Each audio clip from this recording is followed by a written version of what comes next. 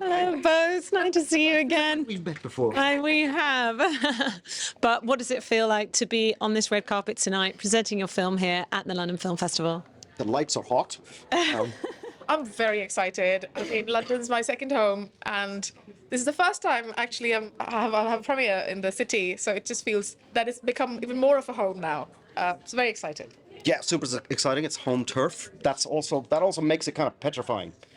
Because it's home turf. You know, London Film Festival means a lot to me. I had shorts in here when I was younger and been watching films in NFT1 for a very long time, and it's going to be strange to play in that room where I watched Goddard, Antonioni, Buster Keaton and John Waters, and they blew my mind. So yeah. And Sister Midnight, a difficult one to sort of encapsulate in a few words, but, you know, kind of a punk feminist parable, you know, it's kind of an absurdist comedy. How do you go about describing it to people? It's about a small town misfit who becomes an accidental outlaw. I think that's one. And it's funny, I think. And how did the idea come to you? I mean, I guess with, you know, the setting of Mumbai, but also the sort of doing this satire of you know, the concept of arranged marriage. It wasn't a conscious thing to like say I'm going to like do a send up of arranged marriages, but like it was the city that sucked me in, and the character just sort of appeared. And then I think in a kind of forensic way of putting things together, maybe, or in a very sort of concentrated way. So it was like, okay, this woman, that guy, both of these sort of weirdos, completely inexperienced and incapable of functioning on that street with those neighbors. And it just sort of bloomed like that, in a sense, and it sort of told itself to me. And taking on this character of Uma, I mean, is you kind of inverting a lot of the expectations you might have of a woman in this setting, and she goes on such a journey. How did you see her, and what did you enjoy most about playing her? Yeah, I think she's so unapologetic.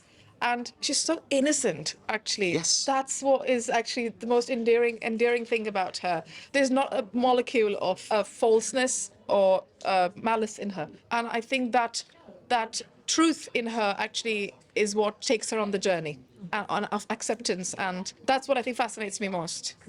And in terms of your stylistic choices, I love the fact that you're not sort of confined by genre and the way you use music and stop motion animation. So maybe you can talk a bit about your influences, or I guess maybe just going by the beat of your own drum. Yeah, I mean, I don't think with references, music sort of inspires me, and like I kind of made the film because I hadn't seen it before. Yeah, one way I can explain my approach creatively is that film is an audiovisual medium to me, which is why dialogue isn't one of the most important things in the film, and the way the thing is structured through the music, through physical performance, through big emphasis on Foley and how that's going to impact the audience and tell the story without words.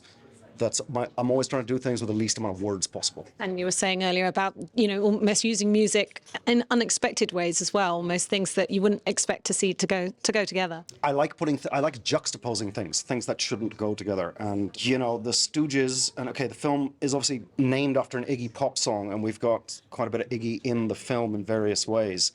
And I just like the idea of like zeroing in on this tiny shack isolated somewhere in the middle of the sweaty Bombay suburbs, but you've got these like potheads from Detroit who were teenagers making really kind of primitive music, feral like the character, just like playing against this setting that you don't expect. I mean, I can't quite intellectualize it. I think the beauty is in the fact that they shouldn't go together. And for you working with Karan, it sounds like it was such an amazing collaboration, and you kind of went on this ride together. So, you know, what was the overall experience like for you? It was a great partnership, really was. It was true partnership.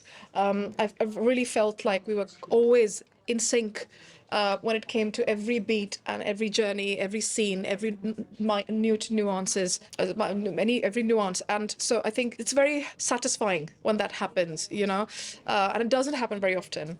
There always sometimes you feel like, that one we didn't quite get along, but that did happen.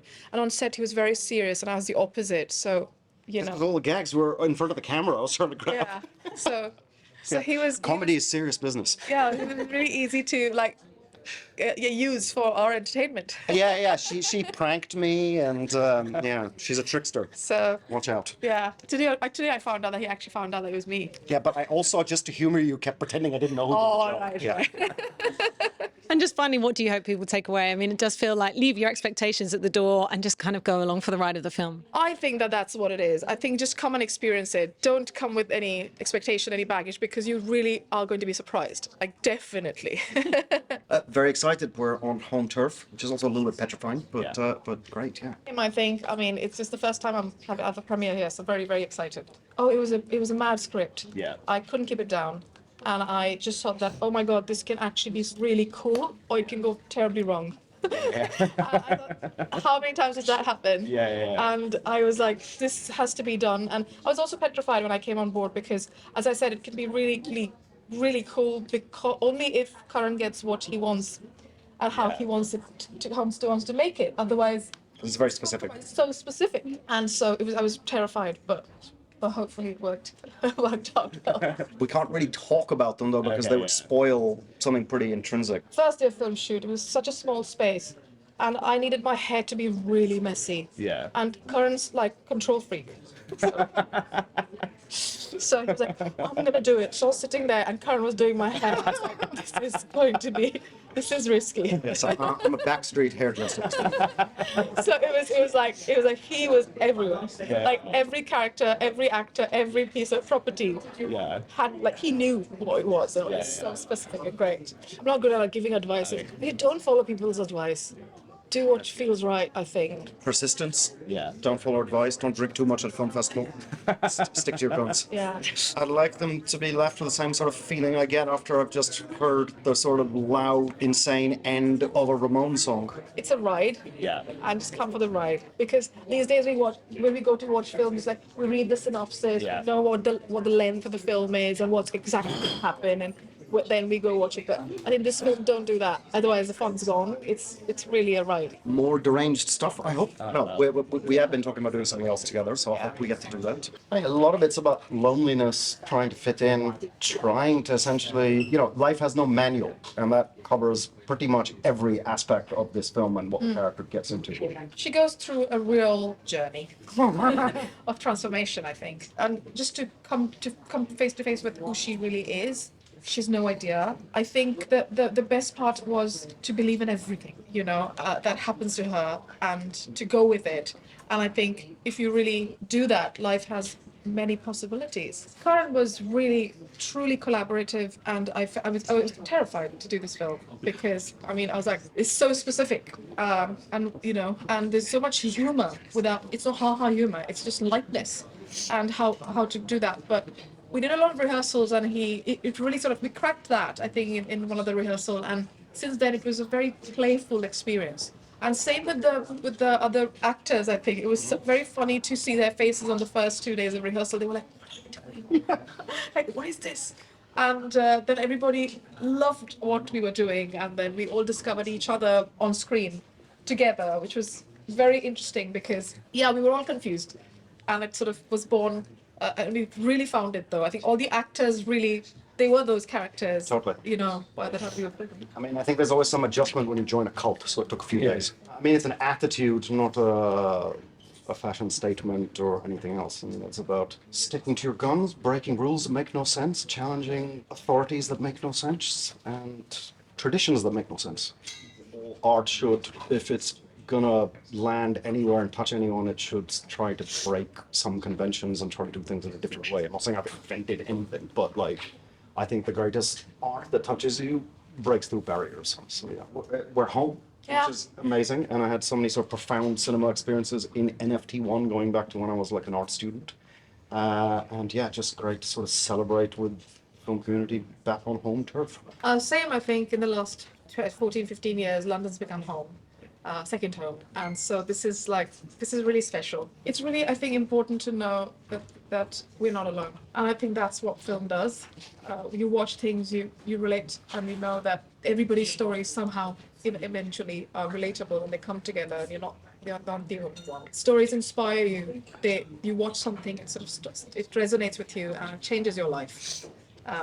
So such a huge influence on my life, and this film, I think, is that it's a British film. But the story takes place in India. And I think that's fascinating to me because it really breaks the barrier of language, region, and it's just a story. And I believe that I'm a world citizen. And so, I think this film was perfect for me. Nothing. I had to unlearn everything to be in this film, actually, because I always approach character with thought emotion, and here it's like, don't think, you have to do it. And with physical body and body, nothing's explained. It's all very nuanced and subtle, which is different from what I've done in the past. So Everything's suggestive in this film. yes, actually that's the better word. Actor, just as I said, it was very different, and I had to come out of my comfort zone. So that was one challenge of filming. Just the shooting was quite grueling. I mean, the Long night schedule was shoots. long night shoots, like weeks of night shoots, and outside of in Bombay, and it was quite hectic. But I mean, we're on set. There's nothing not to like about it. Yeah, the creative endeavor is a challenging thing to begin with. So there's always going to be barriers getting in your way, whether they're internal or external. But you just have to push on. It's a mysterious thing, the creative act.